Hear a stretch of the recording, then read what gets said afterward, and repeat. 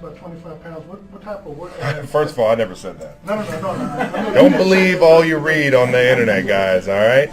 Never told anybody. I'm down some weight. Yeah, from the end of the season last year, but each year's different, man. You gotta rebuild it, and this year got some time to really focus on some form running and some things early on in the off season that I just didn't have time for last year, and certainly feeling good, and I think it'll pay off, man.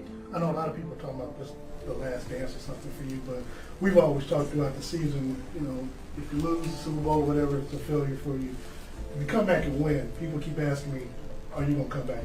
I don't want to speak for you, but have you even thought that far ahead if by chance, you know, you get back to San Francisco next year? I mean, I got 1 year on this contract. I know that, and we'll try and figure out something for next year.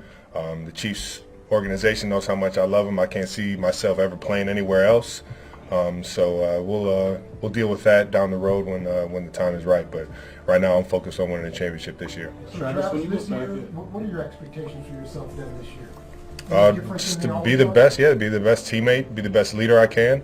Last year, I think I failed, especially in that last game, and being a leader and being the one that could step up and make plays. So just setting the bar even higher for myself this year than I have in the past. Other than winning another championship, what would make this season a success for you? That's the only way I determine whether it's a success or not, man. It's just kind of how I'm wired now. Earlier on in my career, I would set those goals for myself, and I just think it's just more of a genuine feel and the right mentality. Just go out there and try and make every play for my team, whether it's receiving or blocking or doing whatever I need to do. What did you try to do over the offseason and mentally get yourself ready for another football season? Mentally? I mean, just as soon as I made the decision to come back, that decision for me needs to be made back in March or early April. Like you set the tone and you put a regimen together that gets your mindset, get your body. And really from there you can start to tweak your skill set, so it's just everything involved. You have to evolve every single year in all phases of the game. So you already know that started back in March, and so far we're on track. How did you make the decision to come back for another year? How serious were you? I mean, I love football. I don't think I really thought about it that much. My friends and family and the team and the guys and women in this building. I love coming into work every single day. It wasn't a very tough one for me. I know I'm getting older, but at the same time, I still feel like I got a lot that I can prove in this league. And with that being said, man, it really wasn't that hard of a decision for me. We're going to go Sam, Zach, and then Bob. You said you failed to be a leader in the Super Bowl. What do you mean by that? I just didn't make the plays that I thought I should have made. I didn't get open in certain situations, blocking the right guys, having my attention to detail, motivating my guys to, get the energy and the focus and the confidence that we needed during that game, and I just, in that area, I just felt like I failed my guys. And then you said you had time this year to do some of that workout stuff. Was that all that prompted you to go through this workout? Well, the biggest thing is just making sure you're out there on the field, being a leader, being the one that's setting the tempo in terms of your work ethic. And I think that is always number one. You got to be able to, walk the walk, as they say, to be able to talk it and preach it to guys. So I think just putting myself in the best situation I can athletically, that's going to pay off down the road in being a leader and being ready for those moments. What was the process like? You touched on this a minute ago. What was the process like when you thought about not playing? And then it sounds like it was really simple in your mind. It wasn't that complicated of a decision. Yeah, I really didn't feel like it was my last game. Just felt like I got a lot more to prove, and I have so much more fun coming into the building. This is related, Travis, but that first podcast you guys did right after the Super Bowl, it really sounded like you were going to be torn, that you were really weighing all those things. Were you able to just clarify a little more about right in those few days? Well, yeah, I mean, you want to let the emotions die down. That was the biggest thing, is that you don't want to make decisions off of initial emotions. But for the most part, once they died down, I still felt like I had that fire in my chest to be able to keep coming in and building and be better and chase another Super Bowl, man. We'll go Pete and then Matt. Pat, Andy, media, they often describe you as a future Hall of Famer. I guess, how do you balance what you've already accomplished with staying hungry and what could be this final year or multiple final years?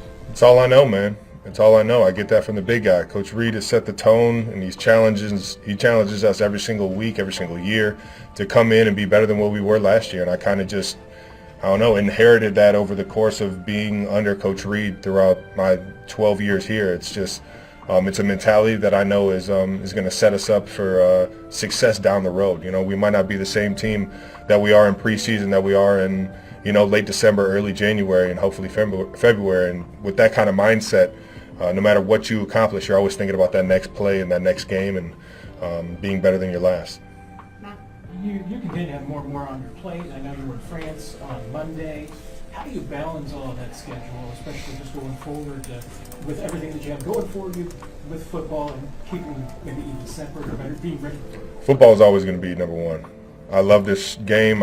It's still my childhood dream. You know, when I really thought about it, I think this offseason I got back to, you know, just wanting to focus more on this game and getting the most out of this game as I possibly can while I'm still putting on the cleats and putting on the pads. So this will always be number one in terms of, you know, my business, you know, world and my career path. And yeah, with that being said, everything else is just kind of, you know, making sure that I'm accountable for the people that I agree to team up with, like the podcast and going over to France. Did Coach give you any advice just as far as how you balance that time during this offseason and just kind of giving some time for yourself and say, hey? I mean, Coach has always given me advice at everything in life. You know, I think he's kind of trusted me in a lot of the aspects, knowing that I've handled it a certain way. But he's also challenged me a lot to make sure that I'm still being the guy in the building for him to be able to, you know, lean on in terms of that leadership. So We're going to go last couple, starting with Blair.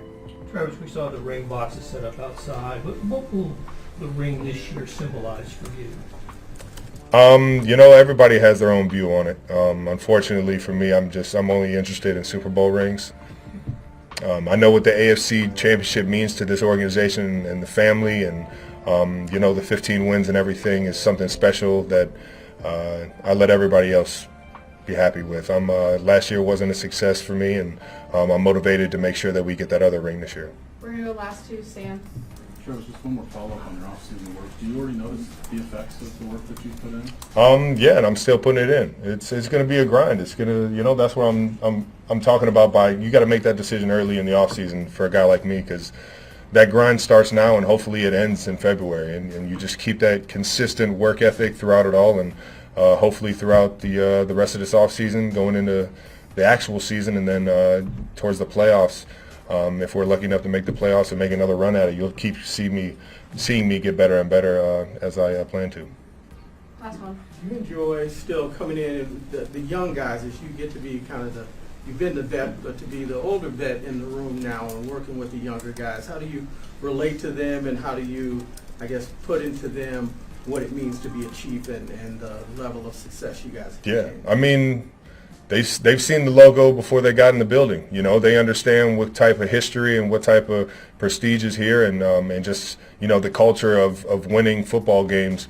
So when you get into this building, you know it's serious. You know we're coming to work, and you know, I think it's not just myself being the oldest guy in the room. It's guys like Chris Jones and obviously Pat Mahomes, Drew Tranquil. You know, Bert. Everybody's really, you know, putting their spin on it. But I think when you get young guys in the building, you get them around this culture, they understand real quick what exactly it takes to be a champion.